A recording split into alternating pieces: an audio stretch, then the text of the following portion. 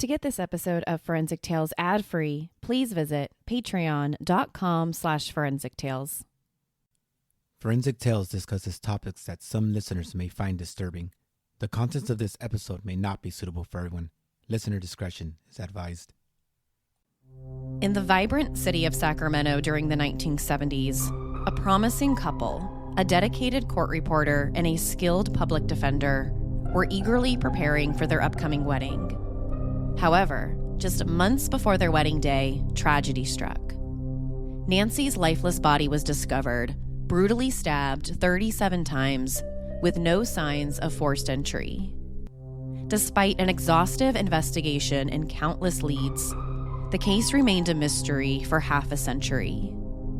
It would take the most advanced forensic techniques and dedicated detectives to unravel the shocking truth behind this chilling cold case. This is Forensic Tales, episode number 177, The Murder of Nancy Bennallack.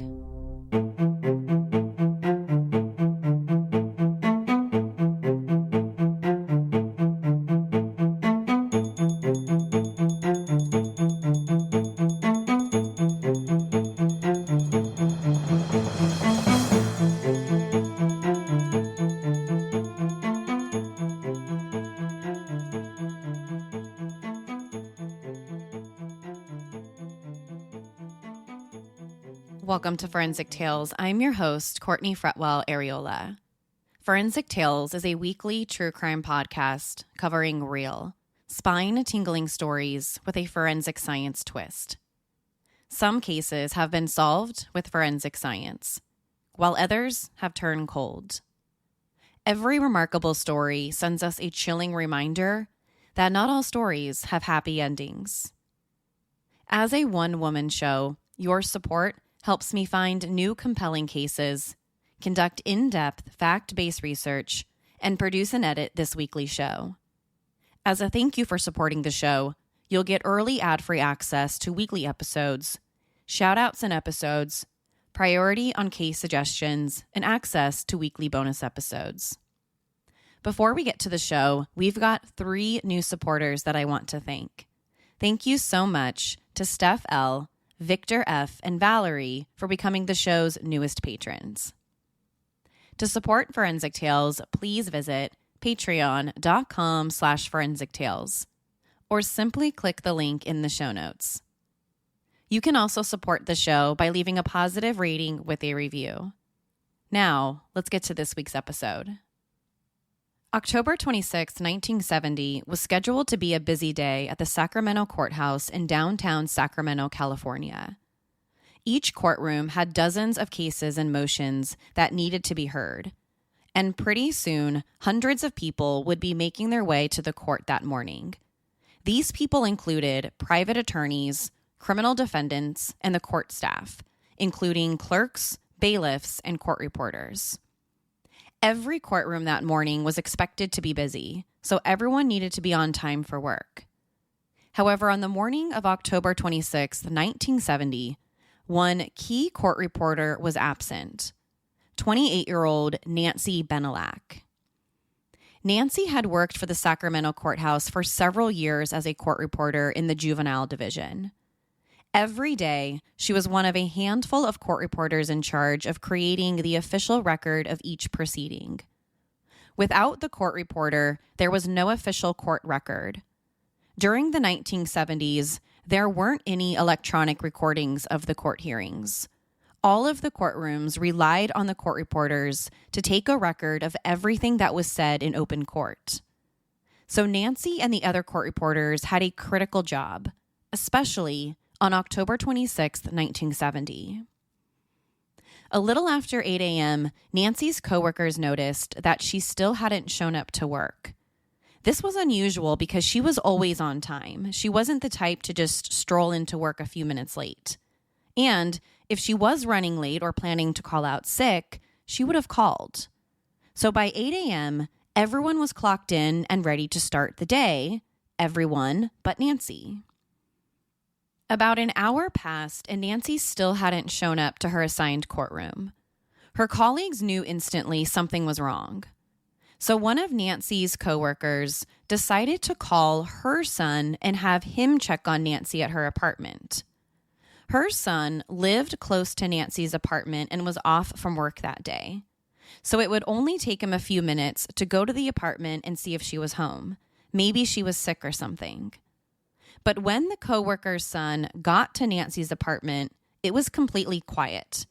He couldn't see or hear anyone inside. And when he knocked on the front door, no one answered. He called his mom back and told her what had happened. He said he went to the apartment, but no one was answering.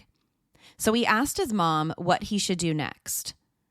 They decided to ask the apartment manager if they would let him inside. If something terrible had happened to Nancy, they needed to get inside. It just wasn't like her to miss work, and it really wasn't like her to not answer the front door if she was home. After some convincing, the apartment building's manager agreed to go with him back to Nancy's apartment and check on her. If they were wrong and nothing happened to her, she might be a little mad that someone went inside her apartment.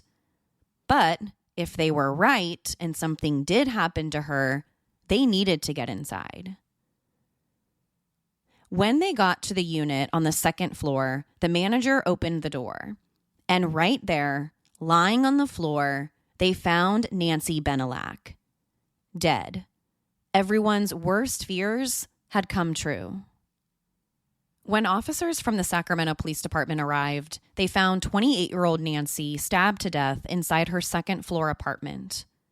An autopsy would later confirm that she had been stabbed over 30 times. Some of the stab wounds to her neck were so deep they nearly decapitated her. And besides the 30 stab wounds, her arms and hands were also covered with defensive wounds. She had bruises and cuts all up and down her arms, suggesting she tried to fight back. But no one could have survived 30 stab wounds, many of which were to her chest and neck. Sacramento police detectives immediately suspected this was personal. Nancy had to have known her attacker. Anytime someone has been stabbed this many times, you have to wonder what the motivation was. Why stab someone almost 36 times? Usually, we call this overkill. Nancy's killer probably could have killed her with only a fraction of the stab wounds. So why take it so far? Most of the time, it's because of jealousy, betrayal, or even anger. And usually, only that amount of jealousy or anger can come from a personal relationship. It's very rare for overkill to happen when the victim and perpetrator don't know each other or don't have a previous personal relationship. Sometimes they're a friend, maybe a spouse, and sometimes a business partner. So the extensive amount of wounds suggested to Sacramento police detectives that Nancy might have known her killer. Investigators instantly zeroed in on everyone closest to Nancy. They were all considered possible suspects, including Nancy's fiancé, Ferris Salami. What kind of person might have the motive to stab someone so many times? So, of course, the cops considered her fiancé. He was one of the closest people to her, and he had access to her apartment.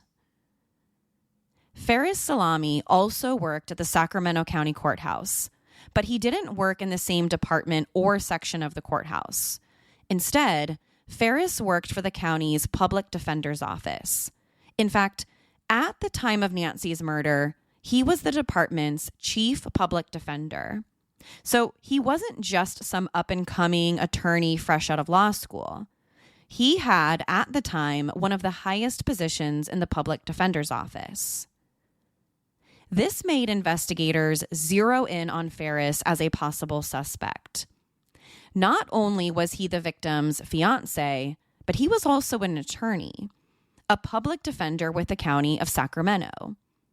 This meant that he likely had pretty good knowledge about both crime and murder. So some detectives wondered if his work and experience as a criminal public defender meant that he might have picked up some tricks to get away with crimes over the years. Did he leverage his insight to try and perpetrate the perfect murder? Other detectives wondered if he thought he would get away with it simply because he was the chief public defender for the county. Even if they had some evidence against him in Nancy's case, would the cops actually go after him, a well-respected public official? But this turned out to be a complete dead end. They found absolutely no evidence suggesting Ferris had anything to do with Nancy's murder. And the little amount of evidence collected at the crime scene pointed away from him. But if the fiancé didn't have anything to do with it, then who did? Detectives kept their attention on Nancy's fiancé Ferris, but not because they still considered him a suspect, but rather because of his work as a public defender. As a criminal public defender, he had to represent some of Sacramento's worst criminals. Think rapists, murderers, child molesters. It was his duty as a public defender to represent these people, or people who simply couldn't afford to hire a private attorney. So the police wondered if his work as a public defender could have indirectly caused his fiance's death. Maybe it was a disgruntled client who did it. The client was so angry with the outcome of their case and thought the best way to take it out on their attorney was to murder his fiancé, someone who also worked for the Sacramento courthouse. But that theory turned up empty as well. That's because the cops didn't find any of Ferris's previous clients either had the means or motive to murder Nancy. So that meant they were back at square one.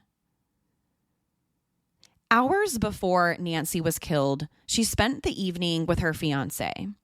They had dinner at his mom's house and then went back to Nancy's apartment around 10 o'clock p.m. He said everything about that night was normal, and Nancy didn't mention anything about anyone else coming over to the apartment that night.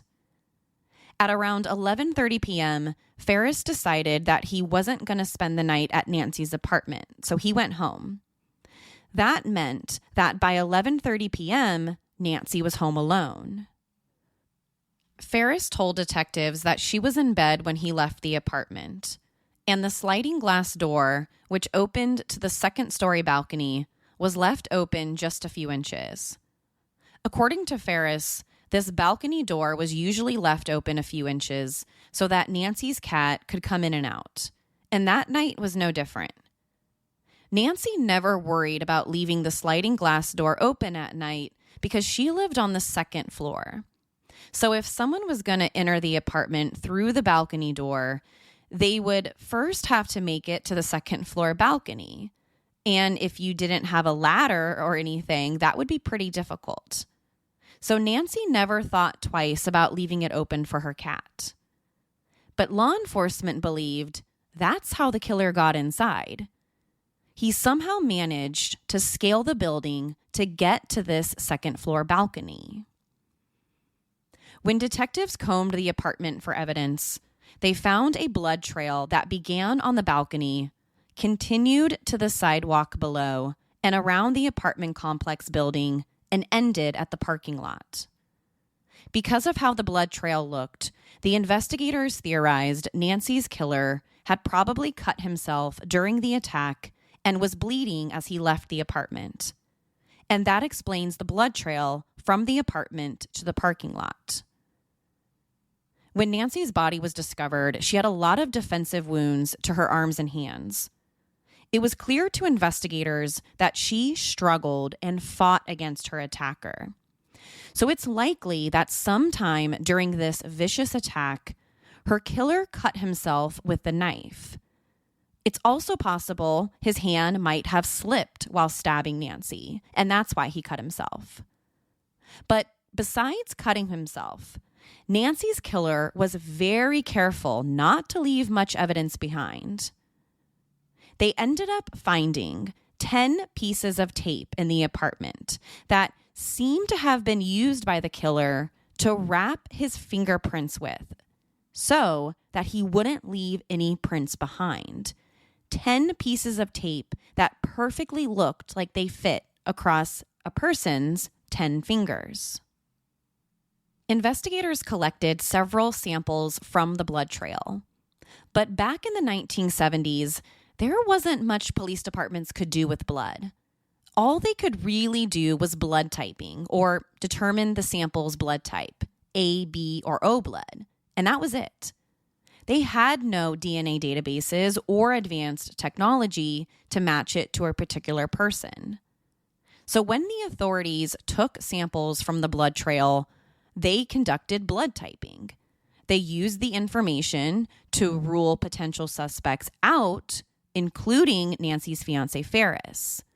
Although they never really considered him a suspect. But this was important because the blood sample did officially rule him out. But other than that, the blood samples didn't help provide any more investigative leads. During the early part of the investigation, the authorities interviewed more than 500 people. Some were considered possible persons of interest, while other people were Nancy's coworkers and friends. But none, 0 of the 500 interviews led anywhere promising. Police were still no closer to identifying Nancy's killer, so the case turned cold. The Sacramento County Sheriff's Department worked Nancy's case the best they could for the next 3 decades. If they received a tip, they were quick to investigate it. But over the years, nothing promising came in. All they had in the case were a few DNA samples, but no way of testing them. But all of that was about to change in the 2000s. By 2004, DNA testing had come a long way. Back in 1970, at the time of Nancy's murder, all they could do with the blood was rule suspects out or perform blood typing. But by the early 2000s, police departments could do so much more. So in 2004, the Sacramento County Sheriff's Department decided to retest the blood samples to see if anything new could be discovered. And there was. The crime lab generated a full DNA profile from the blood samples. So instead of just a few slides of blood, they now had a complete DNA profile of Nancy's killer. Once they had the profile, they submitted it to CODIS, our national DNA database, to see if there was a match. But the results came back empty. The profile didn't match anyone in the database. This was a massive letdown for Sacramento detectives. For the first time in over 30 years, they felt like they had a real chance at identifying her killer. Finally, they had his blood, and now they had a DNA profile. But they still didn't know who he was. And once again, the case went cold. Nancy's family and friends had almost given up all hope that her murder would ever be solved. There weren't many leads in the early days of the investigation, and the few leads they had didn't really lead anywhere. The suspect list seemed endless. Although investigators suspected Nancy might have known her killer because of how many times she was stabbed, there was no guarantee that she actually did. Maybe this truthfully was a random act of violence committed by a random stranger. It's possible someone was waiting outside of Nancy's apartment, knew she was home alone after her fiancé left. Maybe he even saw that the door was open on the second floor balcony and decided that that's how he would get inside. There seemed to be so many possibilities, but very few clues. Back in 1970, Nancy and her fiancé Ferris were just weeks away from getting married. They both worked at the courthouse together. They had a big wedding planned, and they were excited about spending the rest of their lives together. But before they could do any of that, Nancy was murdered. And for decades, her killer remained on the loose. In 2014, Ferris Salami died of leukemia at the age of 84. Like many of Nancy's friends and family, he died without knowing what happened to her. And he must have carried so much guilt with him over the years. He might have blamed himself for not spending the night with Nancy, because if he did spend that night with her at her apartment, she probably wouldn't have been murdered. But, of course, the opposite could have come true. He might have also become a victim if he did stay the night inside that apartment. Either way, Faris Salami died without ever knowing who murdered his fiancée. By 2019, the authorities were desperate for new leads. By then, Nancy's murder had become one of Sacramento's oldest cold cases. It was one of the few homicide cases the Sacramento County Sheriff's Department just couldn't solve. Even other difficult cases from the 1980s and 1990s had been solved by that point. But the department remained determined. So to generate new leads in the case, they got creative. When the DNA collected from the crime scene was tested back in 2004, they generated a full DNA profile of Nancy's killer. But there was still one big problem. They didn't know who the DNA belonged to. CODIS had no match. Well, by 2019, many police departments across the country were starting to turn to new DNA testing methods to help solve cold cases. These methods included taking unknown DNA from crime scenes and performing forensic genetic genealogy, or the process of combining advanced DNA testing with traditional genealogical research. One of the first major large law enforcement agencies to start using forensic genetic genealogy was the Sacramento County Sheriff's Department cold case team. Not only have they been able to solve old homicides, but they've also been able to use the same technology to help identify John and Jane Does, or people discovered in Sacramento County that have been left unidentified. So when they looked at some of their cold cases to determine which would be a good fit for this type of testing, they knew that Nancy's case was perfect. Her case checked off all the boxes. It was one of the county's oldest unsolved homicide cases. The case file had unknown DNA evidence, presumably left behind by her killer, and they had exhausted every other investigative tool. So it was the perfect candidate for forensic genetic genealogy. In November 2019, investigators from the Sacramento County Sheriff's Office cold case team and the Sacramento County District Attorney's Office jointly started working on the case. They specifically tested the unknown DNA profile collected from Nancy's apartment. And over the next 3 years, they used the DNA profile to hunt for her killer. The first task they had to complete was to ensure the DNA sample was still in good enough shape to be tested. It had been almost 5 decades since it was collected, so there needed to be enough of it left, and it needed to be in good enough condition to be retested. Once they realized they still had a usable amount of DNA, they uploaded it to various DNA databases. Not only were they looking for an exact match, but they also looked for familial matches or relatives of Nancy's killer. If they could at least find a relative, they would have a starting point. From there, they could then narrow down a possible suspect list. In Nancy's case, the authorities not only had a testable amount of DNA left in the case, but when they uploaded it to DNA databases, they got several hits. They found several possible relatives of her killer. But that's just the first step in the process of forensic genetic genealogy.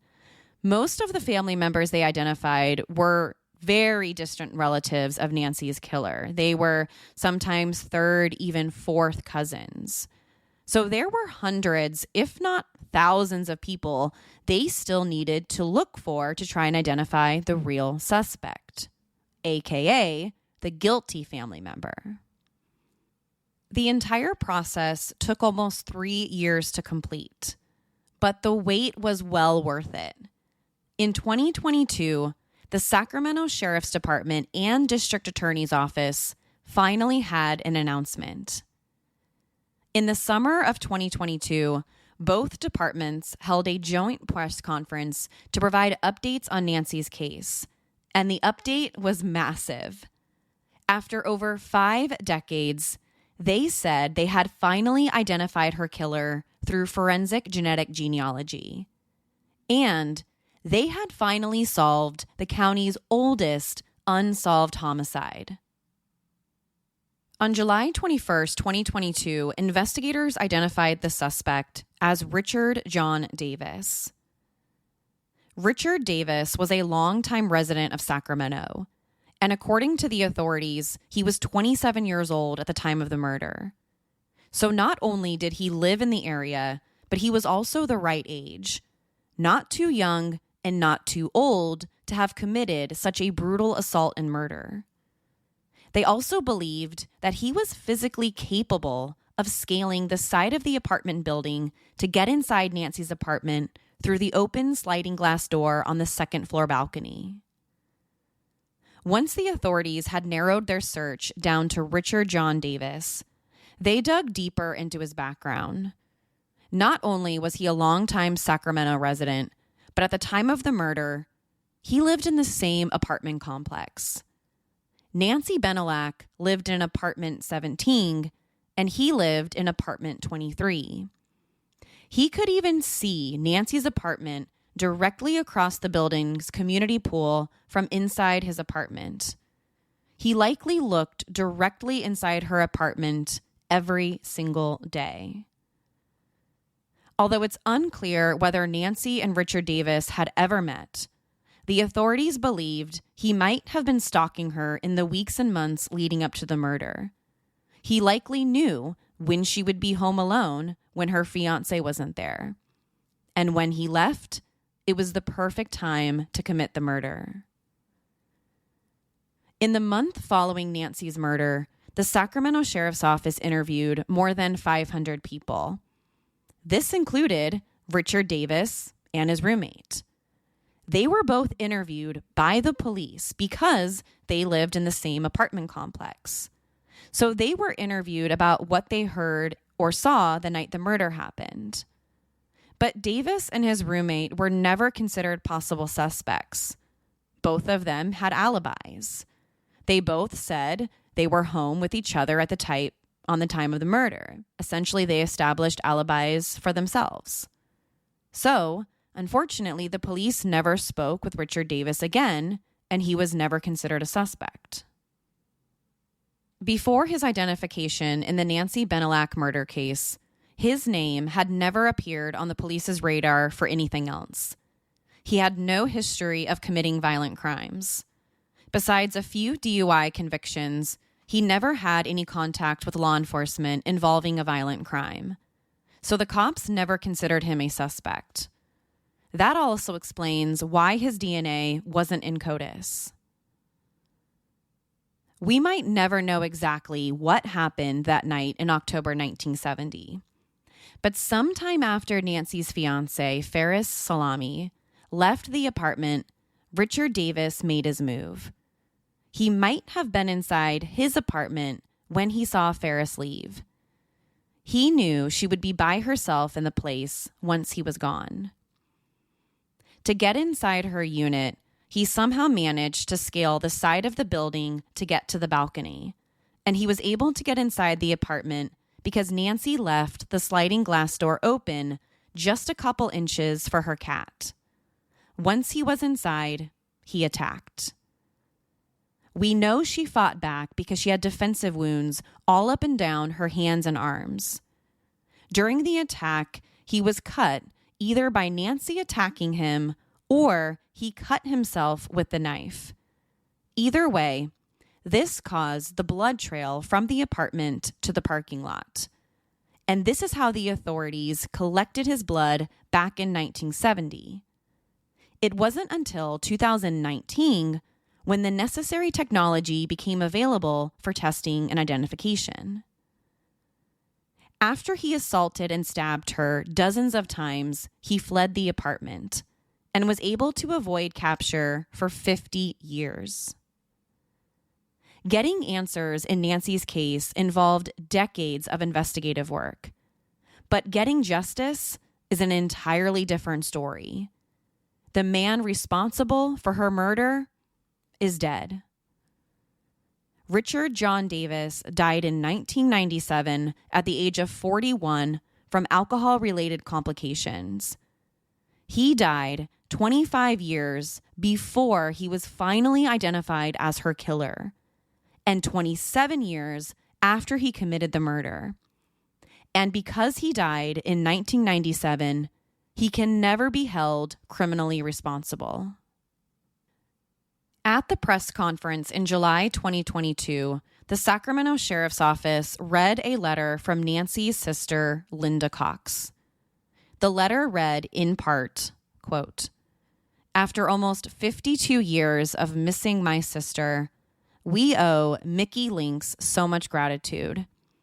How many times my husband, Tom, and myself have said Nancy would love our ranch, all our animals, and land with wide open spaces. We have missed sharing our children and grandchildren and so much more." End quote. And just for reference, Mickey Lynx is a retired homicide detective with the Sacramento County Sheriff's Department who worked the case for decades. Anne Marie Schubert, a prosecutor with the Sacramento DA's office, also spoke at the press conference. Throughout her entire time with the department, Schubert has spent many years trying to solve the county's cold cases through genetic genealogy. In her statement, she said in part, quote, "It's been said that justice can sleep for years and awaken when it is least expected. A miracle is nothing more than dormant justice from another time arriving to compensate those it has cruelly abandoned. When we talk about dormant justice and a miracle, there is no doubt that justice, in this case, was dormant for decades. Over the years, for those of us who have worked in the courthouse, I often got asked by court reporters what was going on with Nancy's case. Nancy was never forgotten. She was always at the top of my list." To share your thoughts on this week's story, be sure to follow the show on Instagram and Facebook. To find out what I think about the case, sign up to become a patron at patreon.com/forensictales. After each episode, I release a bonus episode where I share my personal thoughts and opinions about the case. Don't forget to subscribe to Forensic Tales so you don't miss an episode. We release a new episode every Monday. If you love the show, consider leaving us a positive review or tell friends and family about us. You can also help support the show through Patreon. Thank you so much for joining me this week. Please join me next week. We'll have a brand new story and a brand new case to talk about. Until then, remember, not all stories have happy endings. Forensic Tales is a Rockefeller audio production. The show is written and produced by me, Courtney Fretwell Areola. For a small monthly contribution, you can help create new compelling cases for the show, help fund research, and assist with production and editing costs. For supporting the show, you'll become one of the first to listen to new ad-free episodes and snag exclusive show merchandise not available anywhere else. To learn about how you can support the show, head over to our Patreon page, patreon.com/forensictales, or simply click the support link in the show notes. You can also support the show by leaving a positive review or telling friends and family about us. Forensic Tales is a podcast made possible by our Patreon producers, Tony A., Nicole L., David B., Paula G., Nicole G., Christine B., Karen D., Sherry A., Michael D., Nick Nicola, Robert R., Jerry M., Brian W., and James C. If you'd like to become a producer of the show, head over to our Patreon page or send me an email at Courtney@forensictales.com to find out how you can become involved. For a complete list of sources used in this episode, please visit forensictales.com. Thank you so much for listening. I'll see you next week. Until then, remember, not all stories have happy endings.